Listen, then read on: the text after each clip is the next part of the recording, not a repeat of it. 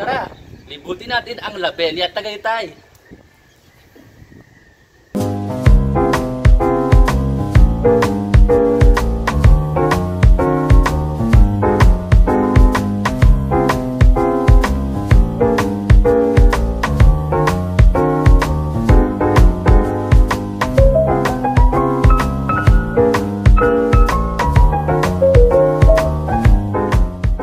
Hello madlang viewers, pagpasok nyo sa Labelia, Tagaytay, ang una yung makikita is yung entrance, of course, andun. Syempre entrance. Along the entrance is yung edible garden nila.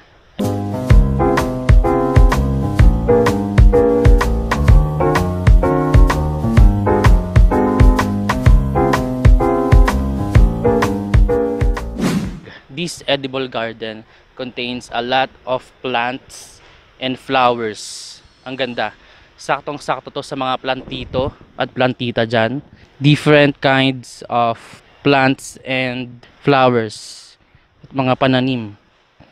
Ayan, mayroong mga go-to cola, ashitaba, mga ganyan, turmeric.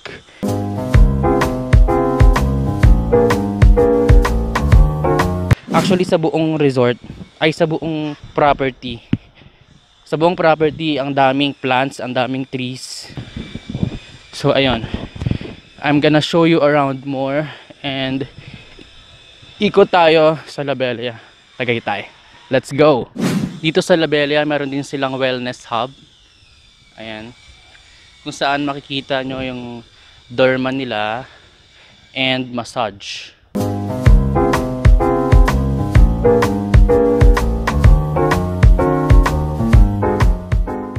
And meron din ata sila ditong what's that? Clinic. Yeah, may clinic din sila dito.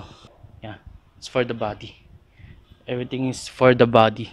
And plants and plants and plants.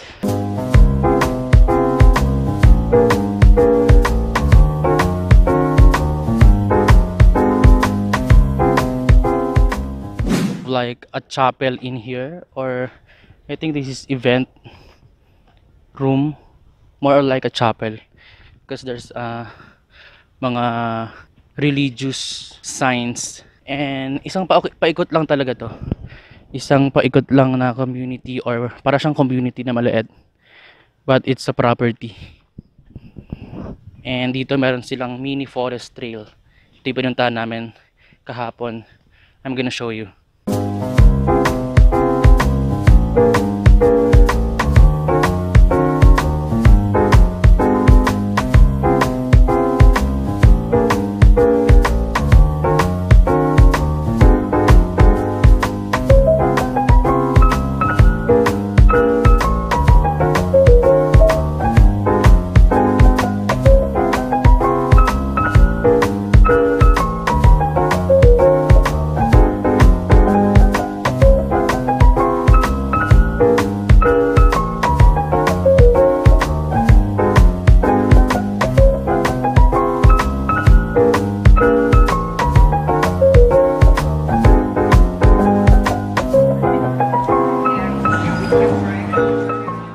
Tapos madadaanan nyo na rito yung Body. This is Body Shop or Body Cafe. Meron siyang souvenir shop sa baba, meron siyang cafe sa taas, and meron siyang library. Pupuntahan namin yan mamaya. I'm gonna show you. And meron siyang rooftop sa taas.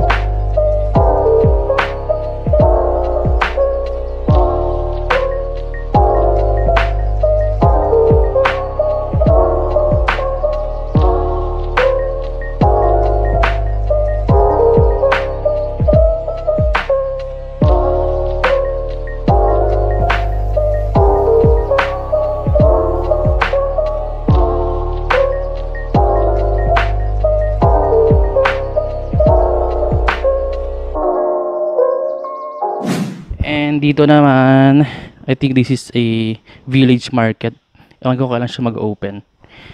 Pero may mga local products na binibenta dito. Nakita ko sa Facebook. Ayan. Ito yung pinaka-center ng ano nila, ng property. Ito yung paikot. So kapag umikot ka na, makita mo na yung body, cafe and shop. Marami pa siyang actually na ano, or marami pa siyang space na for rent pa siguro yan. It's for rent. There's a lot of trees talaga. You can relax and there's a lot of pine trees. And ito na siya. Ito yung La Bella Boutique Hotel. Andito yung pool. Tapos La Bella Residences na. So it composes two infrastructure, isang hotel, isang residences. So if you gonna stay in hotel, ayan yung hotel niya. And may residences din sila.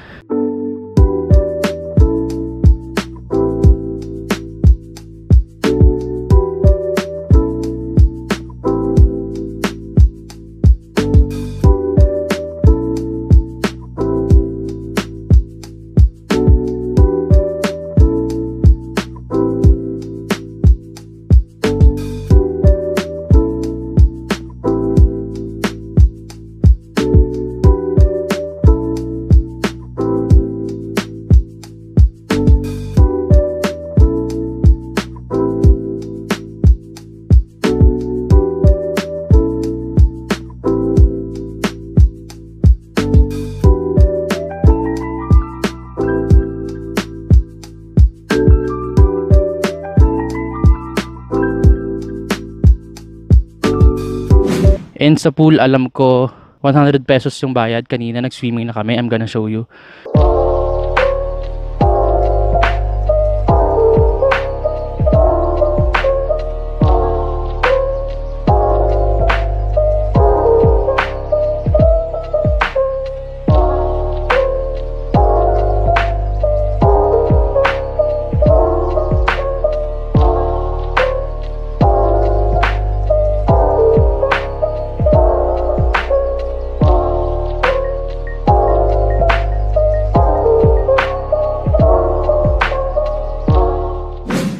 Tapos, kapag naka-check-in ka sa hotel, wala na ring bayad.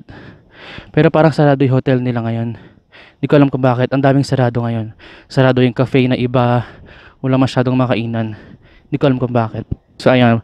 Sa tapat ng residences, nandito yung mga restaurants na pwede mong kainan. May Japanese restaurant, may Filipino, may Italian.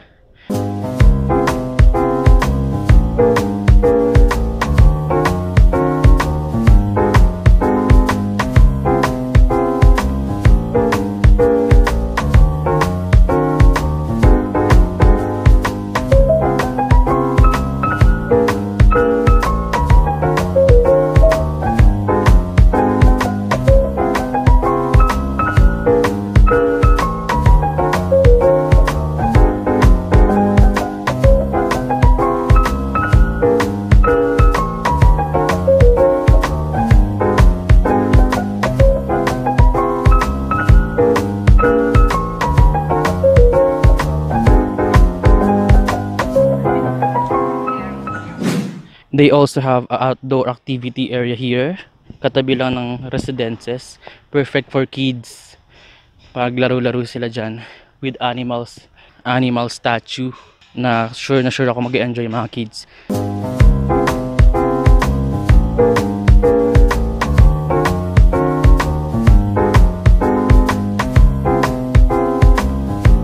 So that's La Bella Tagaytay. And that's it, your La Bella walk around tour. Nakaikot-ikot na tayo. Hindi ko lang alam kung bakit maraming sarado pa na restaurants. Pero ang nakita lang namin isang cafe lang tapos isang restaurant, Japanese restaurant siya. Yung Bodhi tsaka yung Hirase. Pero yung Tasang Pinoy, yung El Cucinero, wala na ata. Ayun lang. So sa food, medyo kung ayaw ng Japanese, kung ayaw nyo mag-cafe, na medyo pricey naman kasi nandito siya sa loob. You can have your own food. Magdala na kayo ng food nyo, prepare nyo na. O kaya kung ayaw nyo nang may dala-dala kayo, you can naman, Grab or Food Panda dito. Pero kukunin nyo lang siya sa gate, sa labas. Bawal kasi silang pumasok dito.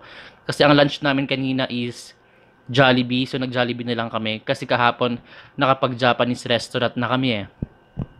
So ayun, pagdating sa ambience, 10 out of 10, La Bella Tagaytay.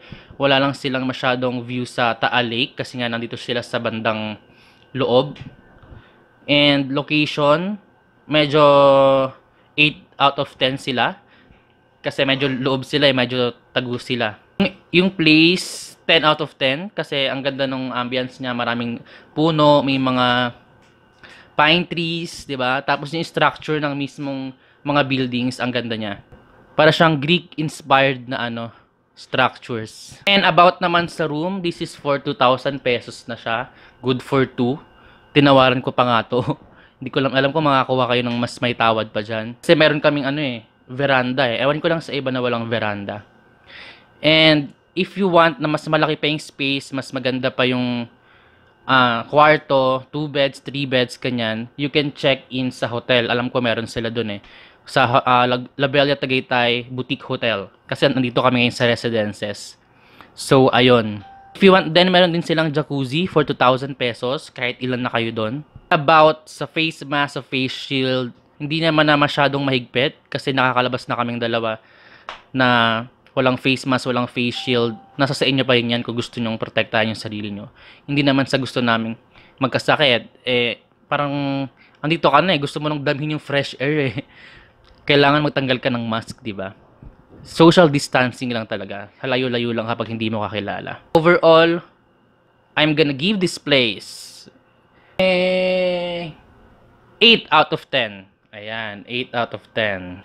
Tapos, if wala kayong dalang water, meron sila ditong libreng bottled water pero itag 10 pesos lang, yung maliit. So, dapat ready kayo, magdala kayo ng kahit isang isang galon ng water. Kasi kailangan nyo yan, pang coffee nyo, pang cup noodles nyo, mga baon nyo, di ba?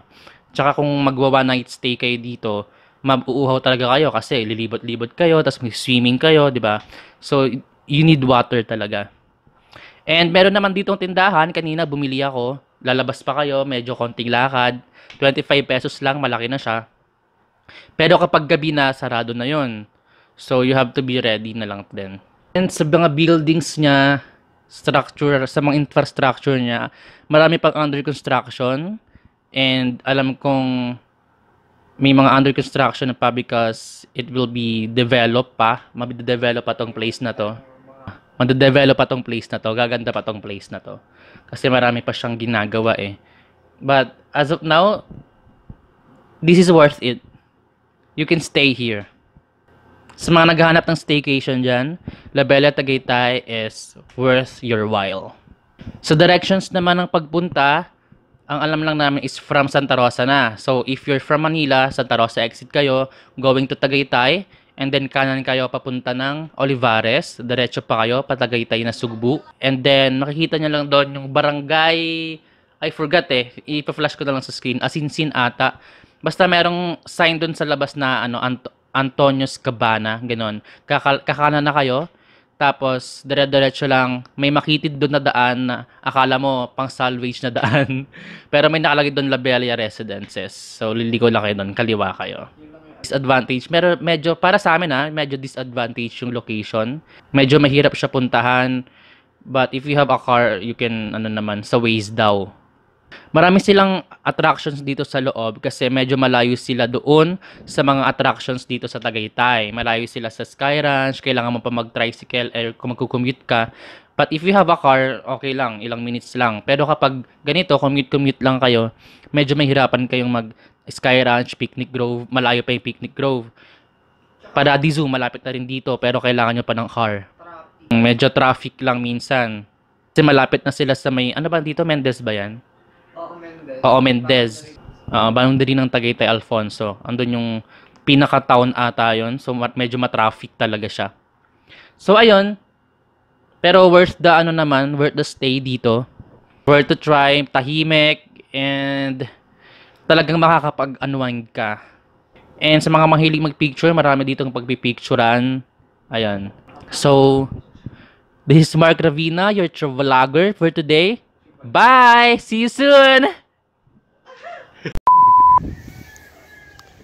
Pinagtagpo, pero hindi. Ah? Agim na. Go na. Tara, libutin natin ang Labelia, Tagaytay. Tagay. Tara, Pumiyok! tara, libutin natin ang Labelia, Tagaytay. Matakot. Tara, libutin natin ang Labelia, Tagaytay.